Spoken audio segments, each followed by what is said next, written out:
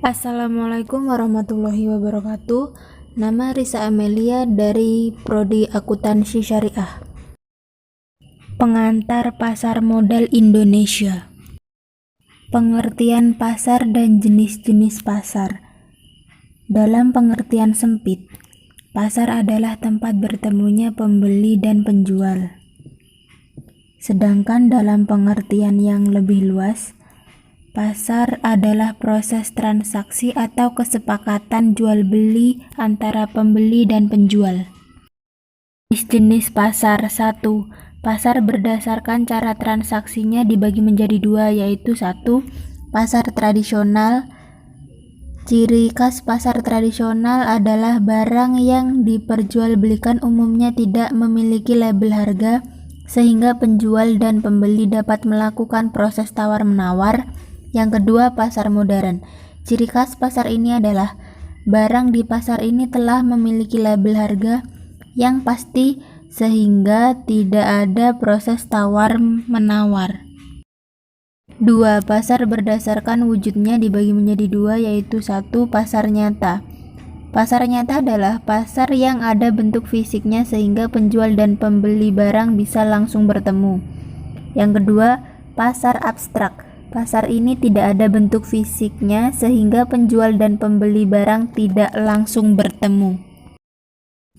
3. Pasar berdasarkan model persaingannya dibagi menjadi dua, yaitu 1. Pasar persaingan sempurna adalah jenis pasar di mana baik penjual maupun pembeli memiliki pengetahuan dan jumlah yang relatif seimbang.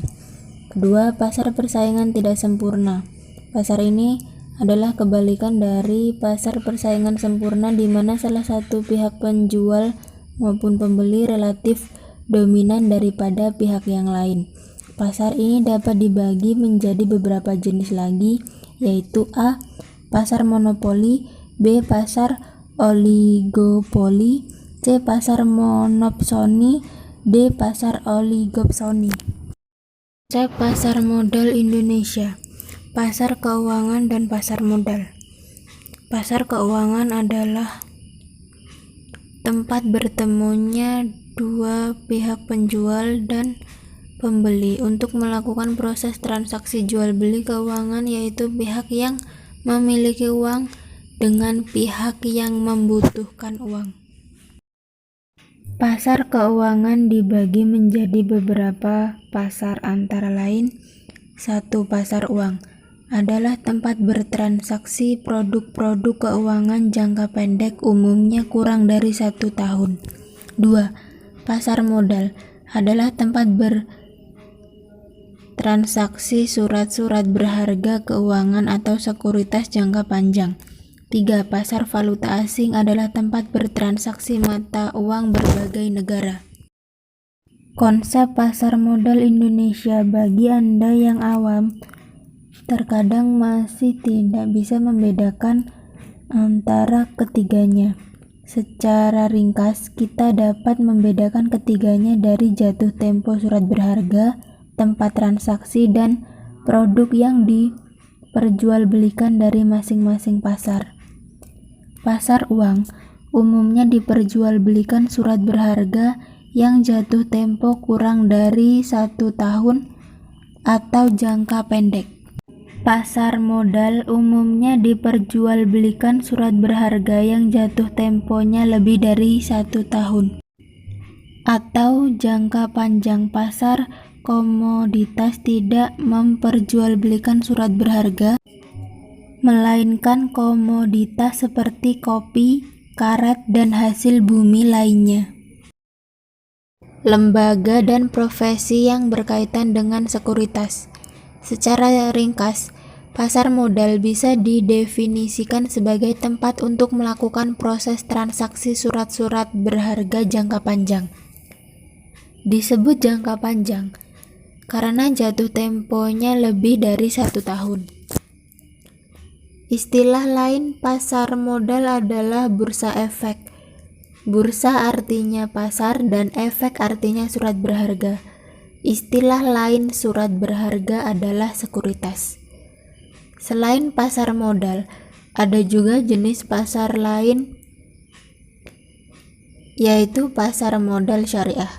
Pasar modal syariah adalah pasar modal yang proses transaksi dan produk-produk sekuritas harus sesuai dengan prinsip-prinsip syariah. Peran, fungsi, dan manfaat pasar modal.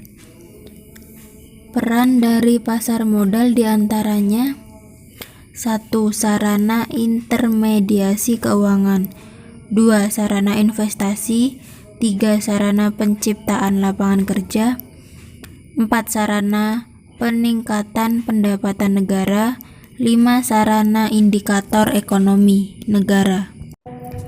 Fungsi dari pasar modal diantaranya: 1. Fungsi ekonomi, karena pasar menyediakan fasilitas atau wahana yang mempertemukan dua kepentingan, yaitu pihak yang memiliki kelebihan dana dan pihak yang memerlukan dana.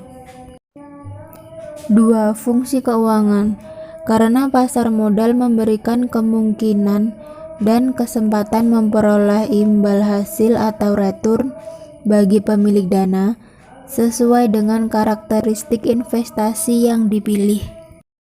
Manfaat dari pasar modal diantaranya: 1. Perusahaan dapat memanfaatkan pasar modal untuk hal-hal berikut: mencari modal dengan cara menjual saham perusahaan di pasar modal, tempat penyebaran kepemilikan perusahaan kepada masyarakat, mendorong perusahaan menjadi lebih sehat, terbuka, dan profesional. 2. Pemilik dana dapat memanfaatkan pasar modal untuk tempat berinvestasi dengan cara menginvestasikan uangnya dalam berbagai produk surat berharga yang dijual di pasar modal. 3. Pemerintah dapat memanfaatkan pasar modal di antara lain untuk mendorong perekonomian, menciptakan lapangan kerja, meningkatkan penerimaan pajak, atau sebagai alat menilai kondisi atau indikator perekonomian nasional.